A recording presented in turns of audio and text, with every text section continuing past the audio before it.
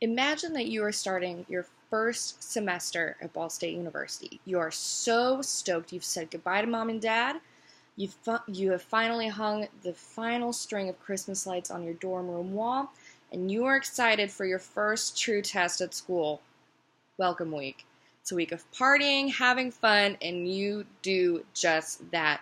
You drink, you party, you get like so drunk with your new friends. However, one of your new friends says she thinks she was sexually assaulted the night before. I mean, the details are hazy, but she's scared and she doesn't know what to do. What can you do? Sexual harassment is a scary thing to talk about, especially when it includes things like sexual assault and violence. However, Title IX gives people the opportunity to seek guidance, law enforcement, and university accountability. Using data from government websites, I will discuss Title IX and why it is relevant, what it is, and how to implement practices from it. So first, let's take a look at what Title IX is all about. So according to the U.S. Department of Education, Title IX is a statute of the Education Amendments of 1972. Title IX states no person in the United States shall, on the basis of sex, be excluded from participation, be denied the benefits of, or be subjected to discrimination under any education program or activity receiving federal finances and assistance. So who oversees it? That would be the United States Department of Education Office for Civil Rights, and they enforce Title IX among other statutes. The other question is, so who does this apply to? Title IX refers and applies to institutions that receive federal finances from the government. So that includes state and local educational agencies, which that actually makes up about 16,500 local school districts, 7,000 post-secondary education institutions, and also charter schools, for-profit schools, libraries, and museums. So if we're talking specifically about education, what does that mean for education? The educational programs and activities that receive funds must operate in a non-discriminatory manner according to the United States Department of Education. So some key issues in areas in which recipients have Title IX obligations would be recruitment, admissions and counseling, financial assistance, athletics, sex-based harassment, treatment of pregnant and parenting students, discipline, and single-sex education and employment. So now that we know the basis of Title IX, why is it relevant? So recently in the news, we saw the name Candace Jackson pop up, which Candace Jackson is the top civil rights official for the Department of Education. So she works under Betsy DeVos, who's now the U.S. Secretary of Education, and so she is a top official for the Office of Civil Rights underneath the Department of Education. So the recent controversy was that she said that 90% of accusations are that they, quote, fall into the category of we were both drunk, we broke up, and 6 months later I found myself under a Title IX investigation because she just decided that our last sleeping together was not quite right.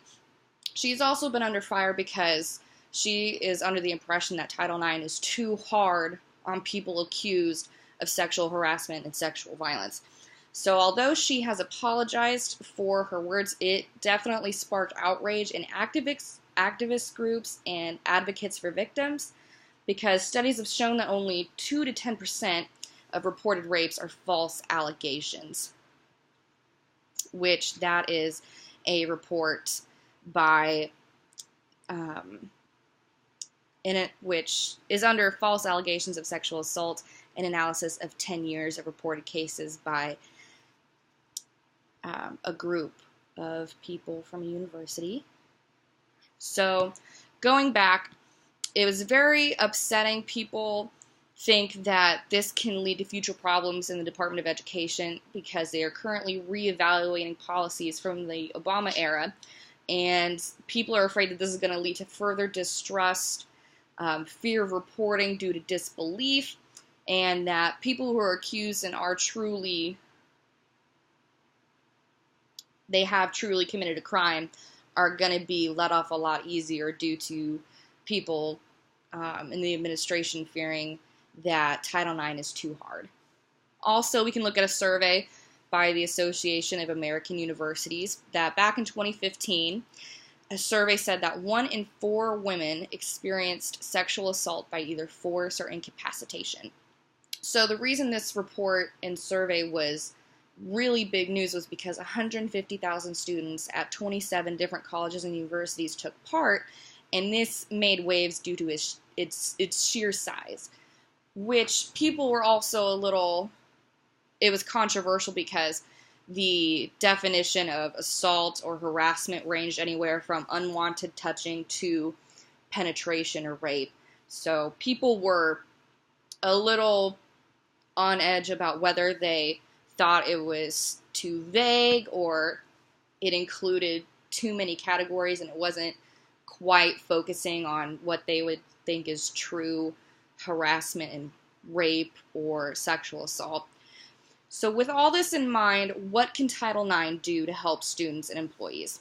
So some benefits of Title IX, if we look at knowyour9.org, which is an educational organization led by survivors and young adults, it lays out why schools handle sexual violence reports.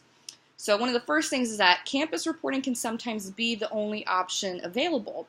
People who have been assaulted or faced harassment may be afraid to report to police because of fear of retaliation, abuse of the system, a long trial, or they're just unsure in general of filing charges. We know that a large percent of people who are assaulted by people whom they know.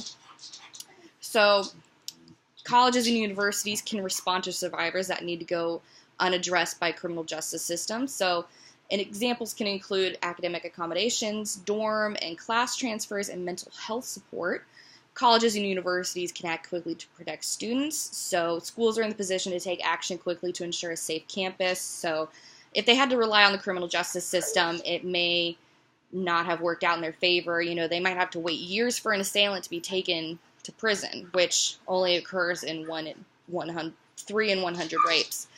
So knowing this, how can we further protect students and those protected by Title IX? So Know Your 9 has a comprehensive list of what you can do if you want to report violence, want to get your campus involved, or go further into legal, state, or federal action. So if you have experienced violence, first of all, seek support, whether that is your friends, your family, counselors, or school supervisors. You need to find out who to report to. Every school has a Title IX coordinator. You can also go to mental health counselors. I will say that it's important to look into who you can report to or talk to without them being mandated to report your case. Some resources are safe to go to, and some resources are required by law to report what they are told. My dog is whining. I am so sorry. You can also look into access accommodations available, so getting tests pushed back or an assignment that's due. If you're raped, you might not have turned in your assignment on time, so accommodations can be available. And if you want to raise awareness, movements like Know Your 9 are a great place to start, or seek out an organization or club that would join you in your efforts. I know Ball State organizations like Feminists for Action, our LGBT plus groups on campus would probably be more than happy to talk about it. So in conclusion, sexual harassment is scary. However, Title IX lets victims of sexual assault, harassment, violence, discrimination, and more seek the help they deserve. When schools and other facilities implement and follow the guidelines of Title IX, we create safer, healthier, and more welcoming environments and atmospheres for everyone to enjoy.